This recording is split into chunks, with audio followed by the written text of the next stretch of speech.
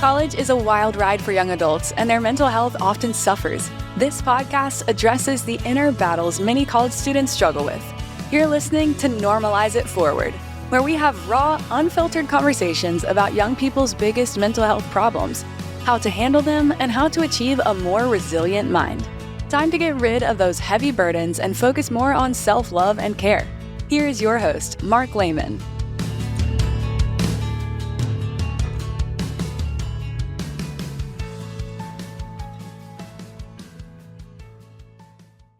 To our listeners, welcome to Normalize It Forward. And my name is Mark Lehman. I'm a therapist from Connecticut.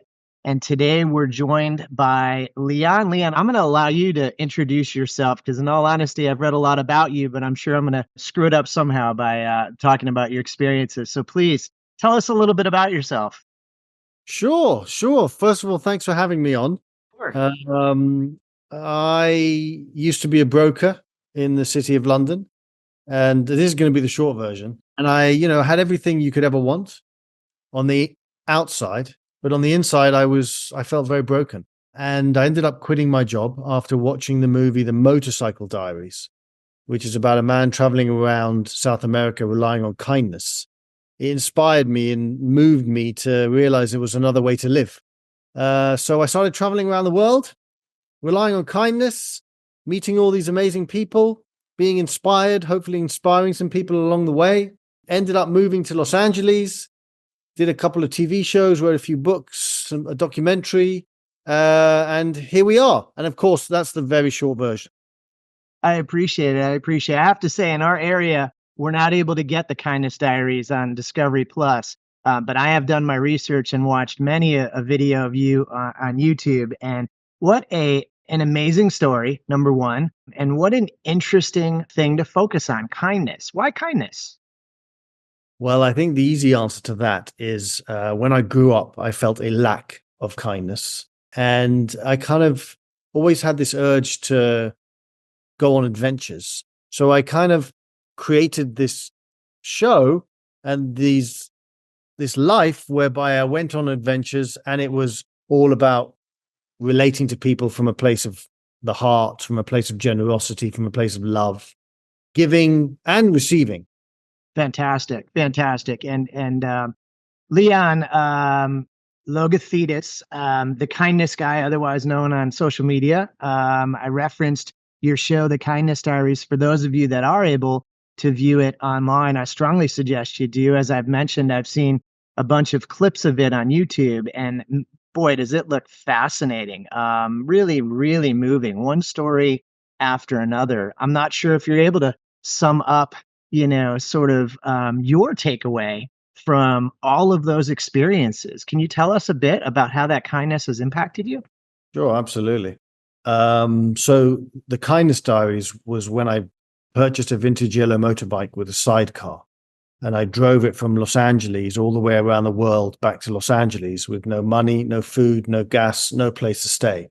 All I had was relying on the kindness of strangers. And people always say to me, what was the one thing you learned? And obviously I learned many things, but the main thing I learned was that ultimately we're all the same, irrespective of religion, irrespective of how much money we have, irrespective of how cool we think we are or think we're not. At base, we just want to be seen. We just want to be heard, and we just want to be loved. And it took me traveling the world, becoming part of so many different cultures and meeting so many different people to realize that one simple thing, that we're ultimately at the base of our humanity, the same. Yeah. Wow. Super well put. Really, really hard to sum up, but you did a great job just now doing that. And I agree. I think in the world we live in today, there's so much conflict. There's so much opinion. There's so much difference. And, I always find, I've always said this, out loud, even in sessions as a family therapist to patients of mine, kindness is free. It doesn't cost you a dime. And it's an option that so many of us overlook. And the core piece that I took away in watching so many of your videos is just that basicness of being a human being, and connecting, and recognizing that, like you said, we all just really want to be seen. We all just want to be not overlooked, right? And treated well. And so often that option is sitting right there in front of us. So I applaud you. I think your work that you've put together, your the kindness diaries in general, the which I just recently heard was approved for season 3. So congratulations. And I just think just your general demeanor around this topic, Leon, is admirable. I really think there's so much to this conversation around kindness that again people overlook, and yet here we are, we're talking about mental health and wellness, and to me it's like one of the pillars, right? That can't be overlooked, because without kindness, we don't have that connection with other people. Absolutely. We all know what it feels like to be treated in a kind way, hopefully. And we all certainly know how it feels like to be treated in an unkind way. Absolutely. And no one's perfect. This isn't about, Leon being a perfect human being and being the kindness guy and always being kind. Sometimes I'm not. That's just life, right? But it's about making a commitment to how you show up and showing up as best as you can, as often as you can. I love that. I love the way you put that. And it kind of brings us into one of the large topics I talk about here is self-care, and what is self-care and what does that mean to you? Can I throw that at you? What does self-care mean to you, Leon? Treating myself in a way that I would want to treat someone else. Nice. Because often we treat ourselves in ways that we would never let someone else treat us. Right? Calm, meditative, with love, with respect, dignity, grace. It doesn't always happen. Sometimes I talk for myself. I'll wake up and I'll do the opposite of that. And I'll be like, ooh, if someone else treated me this way, would I accept that? No, of course not. So why are you doing it to yourself? Yeah. Yeah. I like how you said that. It feels like an option, and I think that, as you mentioned a moment ago, it's a work in progress for all of us, right? As long as we're on that track and we're working toward it, as long as we're aware of it and we see it as an option, we can always, change course if we need to. And like you said, what a great question. Why would we allow ourselves to do that if we wouldn't allow other people to, right? What a great point. Super, super good point. And from my point of view, Leon, I'm a family therapist, and I see a lot of individuals in my office, mostly young adults, and really normalize it forward is to me was created based on the concept of so many young people not doing these things, right? And we as older adults need to really role model and get young people to recognize that these are achievable things. These are options. These are choices that we all can be making. And honestly, if we don't, our mental health suffers, right? So if we're not taking good care, if we're not getting good sleep, if we're not getting some physical activity, if we're not eating decently, our mental health is impacted, right? And therefore, we're not feeling so good about ourselves. I guess that brings me to my next question to you, and that is mental health. We hear that phrase thrown around a lot, right? What do you think of when you hear the phrase mental health, Leon? I think that most of us, many of us, do not have a good relationship with our mental health, meaning we're broken. Society has broken us in many ways, not, some more so than others, right? And if we can have a relationship with, or not a relationship, a desire to make our mental health as good as we can, then things will change, right? Most of us don't even focus on our mental health. We only focus on it when we're totally broken and shattered into millions of little pieces, whereby mental health is a daily thing that we have to look at and deal with. Yeah. Because sometimes it feels so insurmountable. We don't deal with it until it's too late. Or not necessarily too late, but it's at a point where it's become very, very difficult to deal with. Yeah. Certainly young people. I see that all the time. When I get a call from a parent and they say things to me like, this, and this has already happened. My son has failed out of school and they're home. one of my first thoughts is, why didn't you call me 3 months ago? You know, because you're 100% right. I think most people don't want to focus on their mental health until they have no choice, until they really, really have to. You made a choice to leave a occupational path because of an inner desire that you had to change things up. Can you talk to us a little bit about that? So it actually goes back to what I said about the mental health piece. It became so desperate internally that I felt like I had no choice. And that was actually a good thing, because had it not become that desperate, I probably would still be doing it. But now at this point, there would be a moment where it would all implode, right? So it was something that I felt very strongly about. I wanted to live as peacefully and as calmly and as freely as I possibly could. And I certainly wasn't doing that. So it was like the pain that pushed me. The pain pushed me to change. Thanks.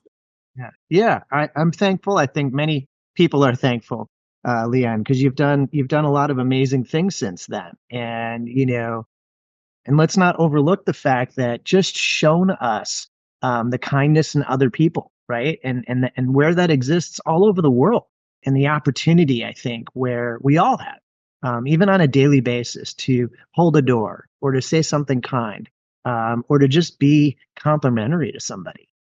The impact that those words actually have on a person can sometimes sustain for throughout the rest of their day, or even further than that. And And think about the impact that unkind words have. Think about the impact of turning the news on and being told that we're different, and being told that that person is a disgrace or whatever it is, right? It happens all the time. We are being bombarded with negativity, and therefore that's how we are living. yeah, I think you're right. And here we are. We're progressing in the states here toward another election in November. And I do worry about that. I worry about how that message, those negative messages, impact not only adults but also young adults, and their general well-being. Wellness is a topic that is really broad. I think wellness, mental health fits in there. There's lots of things that fit in there, but wellness is one of those topics that's super broad. And as you mentioned, I think people take care of certain aspects of their wellness, and there's certainly things that are sort of overlooked with regards to wellness. When you think about for yourself and your journey and things that you've learned through other people, when you think about that word wellness and the importance of it, what comes to mind? Well, obviously there's physical wellness, Right. so looking after yourself physically, and there's obviously mental wellness. The chances are, if you go to the movies and watch a horror movie, you're going to come out not feeling particularly good. If you go to the movie and watch a movie about love and about, humanity and about hope, you're going to feel better. So be very careful what you put into your system. And we put a lot of bad stuff into our system without even realizing what we're doing. Oh my goodness. These things alone, right? These things that, the social medias. I mean, I use social media for my business. And so I'm on there, and some of the things I come across are just disturbing, and you think about what that does to a young person's psyche, right? They're just looking at it and looking at it and looking at it. Unfortunately, today's society is really different than 20 to 25 years ago when we were in school. Students today, there's over 70% of kids have tremendous amounts of anxiety. And unfortunately, very few of those kids actually get help. To your point from earlier, something like 11% of kids nationally actually get assistance. And I think a big part of that is based on what you said earlier, which is kids kind of wait and wait and wait until things get really bad. And I'm not even so sure it's just kids. I think adults sometimes do that as well, right? Where I'll have an adult come in my office and they're clearly in mouth pain, and I'll say to them, "What's wrong?" And they say, "Oh, my mouth's been bothering me for weeks." And I said, "Have you been to the dentist?" "Not yet." "Well, why not? Like, what are you waiting for?" So I think that happens. That happens both with physical and with mental health. In addition to, people waiting and waiting and waiting, are there other reasons in your mind that people don't address these things, that they let them Because fester? it's painful to address it. It's easier to turn on Netflix. That's for sure. You look at your phone. It's easier to do that, or to eat something, or to take a drink, or to do a drug, than to sit and face yourself. That's the hardest thing to do. And that's why people don't do it. And also, we live in a culture where it's instant gratification. And you know better than I do that to heal doesn't happen instantly. It takes time, it takes dedication. So that's why people don't do it. And that's why the people who do it are the ones who are in desperate need more often than not. Yeah. That's a great point, and I think really often overlooked, just the simplicity of how hard it is, Mm. and caring for yourself, I think, has gotten kind of a bad name over the years, right? And when you use the word selfish, a lot of people think negative, right? So then how do we explain things like going to our doctor for an annual exam, or going and getting our teeth cleaned, or doing things that we're supposed to do to maintain ourselves, right? I mean, those are positive things, and yet, sometimes people label those things in a very selfish manner. So it's confusing. It's confusing as to, like, as a young adult, like, what do I do? What do I do and what do I not do? But you're absolutely right. I do think we live in a world where we avoid things that are hard, you know, Yes. things that take a lot of energy and take a lot of our time, even though they're really, really important. We tend to avoid those things. I think you're 100% right. So, it kind of brings me back to this podcast and the conversation around mental health and wellness, and the importance of us talking about it, the importance of us trying to figure out, where do we start, and maybe kindness, Leon, is the place we start. Because I think kindness is one of those things, even if we're feeling really bad, we can always send a kind message to somebody, whether it be electronically or out loud, or even, through our behavior. Like I said, I've been, over the years, I'm a door holder. Like, I like to hold doors for people especially when I go get my coffee, I'll hold. And I'm just amazed at people's response is, if I hold a door and wait there for a bit, they're so profusely, excited when they get to the door. And I'm like, I didn't do much. And they're like, but you did. So I think that those actions that people could be doing, those kind acts where it doesn't take much, right? But as you said, it could set the course for that person for the rest of the day and maybe even longer. I think Absolutely. that's a great place for us to start. Can I ask, if you were talking directly to a young adult nowadays, picture a 19, a 20, or a 21-year-old person who's struggling with some of these things, maybe in a way where they're feeling broken, maybe in a way where they're contemplating, what should they do about this? I really feel, Leon, like so many people in life, I've been given such really good suggestions from people over the years, and I've had some really good mentors guide me and make suggestions. I guess I'm wondering, what suggestions might you offer a young person if they're in that particular spot?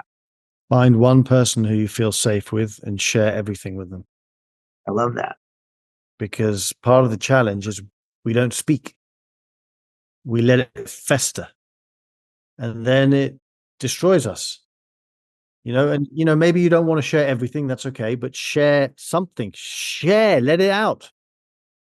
Yeah, I think that's immense. That's a great suggestion, and especially for men, because I find that so often men just hold it all in, and for some reason, young men, they've been given that message of that's what we're supposed to do, and yet, as a human being, I don't care if you're male, female, to me, that isn't. Our bodies don't like that. And at some point our cup runs over, right? So it's like we can't hold all of that in. But I love what you said. I mean, whether it's a friend, a therapist, a parent, a coach, a teacher, it doesn't really even matter. As long as they are willing to listen, share. In one word, share. I love that. Absolutely. Yeah. Share your pain.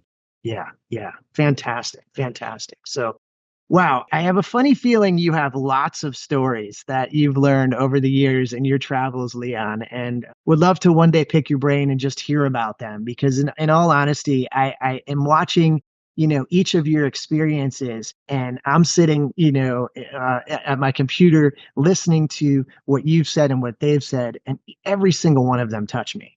Every single one of them just brought emotion out, and I would encourage all of our listeners to go on and do their homework and watch your videos and watch your show, because to me, it really teaches a lot about humanity and about people.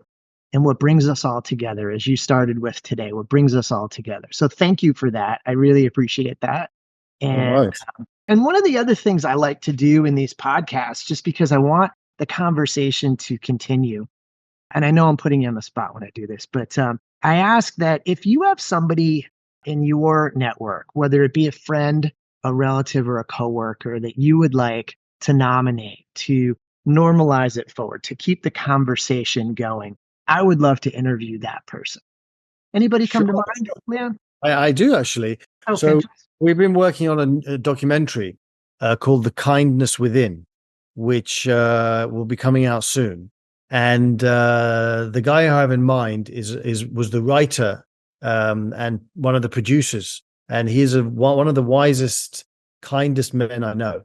His name is Alpha, and I would love to put you in touch with him so you can interview him. Fantastic. I look forward to that, and have you shoot me his information offline. And is it too early to ask, where can our viewers watch this when it does come out? So the movie hasn't come out yet. Okay. But if you go to thekindnesswithin.com, you can see the trailer and you can see everything that the movie's about. Fantastic. I can't encourage our listeners enough to do that. I think you're an individual you're a unique individual, Leon, and I think you're a trailblazer around this concept. What a basic, easy, important concept of kindness. Thank you so much today for joining us and for your time and energy. I really appreciate it. No worries. Thanks for having me. All right, Leon. We'll talk to you soon. Take care. That's all for this episode of Normalize It Forward. May this conversation serve as a reminder that you are never alone in facing your mental health struggles. There are always people who can help. To dive even deeper into our journey of normalizing one of the biggest issues young people face, check out more episodes of the show at youareheard.com. It's UAREHEARD.com. Continue gaining access to the right tools, the best resources, and the most insightful advice to achieve positivity, mindfulness, and genuine happiness.